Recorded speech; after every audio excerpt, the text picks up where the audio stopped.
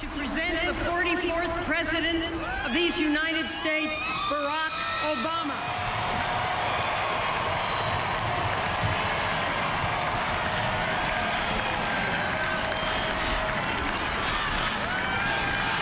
Thank you.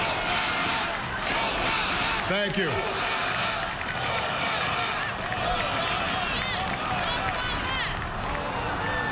My fellow citizens, I stand here today humbled by the task before us, grateful for the trust you've bestowed, mindful of the sacrifices borne by our ancestors. I thank President Bush for his service to our nation.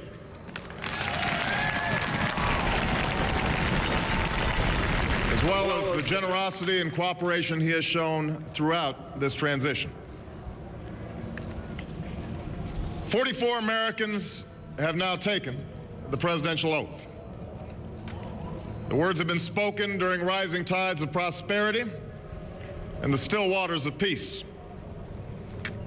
Yet, every so often, the oath is taken amidst gathering clouds and raging storms. At these moments, America has carried on not simply because of the skill or vision of those in high office, but because we, the people, have remained faithful to the ideals of our forebears and true to our founding documents. So it has been, so it must be with this generation of Americans. That we are in the midst of crisis is now well understood. Our nation is at war against a far-reaching network of violence and hatred. Our economy is badly weakened, a consequence of greed and irresponsibility on the part of some, but also our collective failure to make hard choices and prepare the nation for a new age. Homes have been lost, jobs shed, businesses shuttered. Our health care is too costly, our schools fail too many, and each day brings further evidence that the ways we use energy strengthen our adversaries and threaten our planet. These are the indicators of crisis, subject to data and statistics. Less measurable, but no less profound, is a sapping of confidence across our land. A nagging fear that America's decline is inevitable, that the next generation must lower its sights. Today, I say to you that the challenges we face are real. They are serious and they are many. They will not be met easily or in a short span of time. But know this, America, they will be met.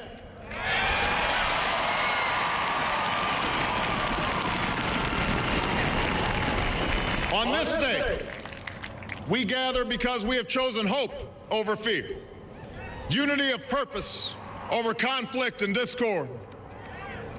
On this day, we come to proclaim an end to the petty grievances and false promises, the recriminations and worn-out dogmas that for far too long have strangled our politics. We remain a young nation, but in the words of Scripture, the time has come to set aside childish things. The time has come to reaffirm our enduring spirit, to choose our better history, to carry forward that precious gift, that noble idea passed on from generation to generation, the God-given promise that all are equal, all are free, and all deserve a chance to pursue their full measure of happiness.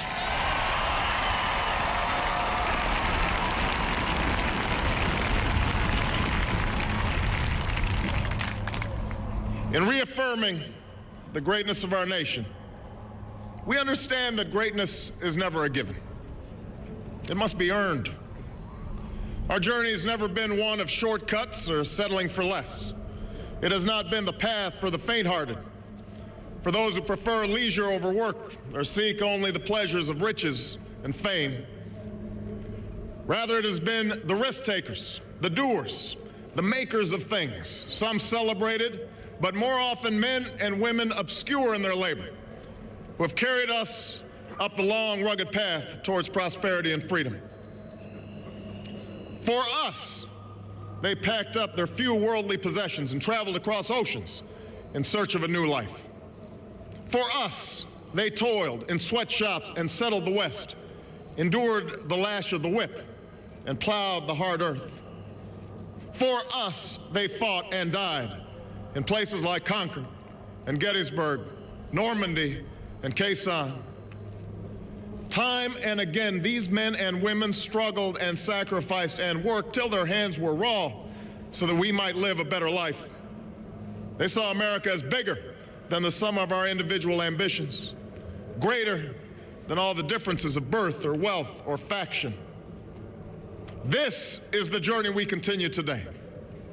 We remain the most prosperous, powerful nation on earth. Our workers are no less productive than when this crisis began. Our minds are no less inventive, our goods and services no less needed than they were last week or last month or last year. Our capacity remains undiminished. But our time of standing pat, of protecting narrow interests and putting off unpleasant decisions, that time has surely passed. Starting today, we must pick ourselves up, dust ourselves off, and begin again the work of remaking America.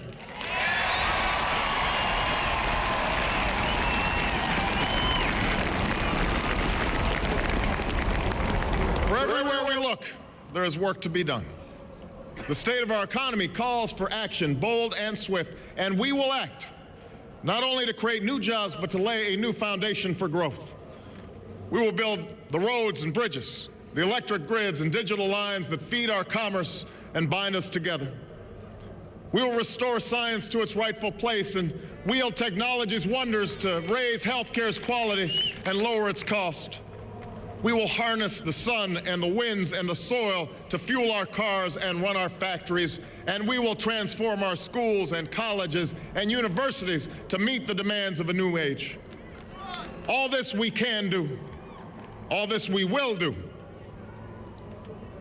Now, there are some who question the scale of our ambitions, who suggest that our system cannot tolerate too many big plans. Their memories are short, for they have forgotten what this country has already done, what free men and women can achieve when imagination is joined to common purpose and necessity to courage. What the cynics fail to understand is that the ground has shifted beneath them, that the stale political arguments that have consumed us for so long no longer apply. The question we ask today is not whether our government is too big or too small, but whether it works, whether it helps families find jobs at a decent wage, care they can afford, a retirement that is dignified. Where the answer is yes, we intend to move forward. Where the answer is no, programs will end. And those of us who manage the public's dollars will be held to account to spend wisely, reform bad habits, and do our business in the light of day, because only then can we restore the vital trust between a people and their government. Nor is the question before us whether the market is a force for good or ill. Its power to generate wealth and expand freedom is unmatched. But this crisis has reminded us that without a watchful eye, the market can spin out of control. The nation cannot prosper long when it favors only the prosperous. The success of our economy has always depended not just on the size of our gross domestic product, but on the reach of our prosperity, on the ability to extend opportunity to every willing heart, not out of charity, but because it is the surest route to our common good.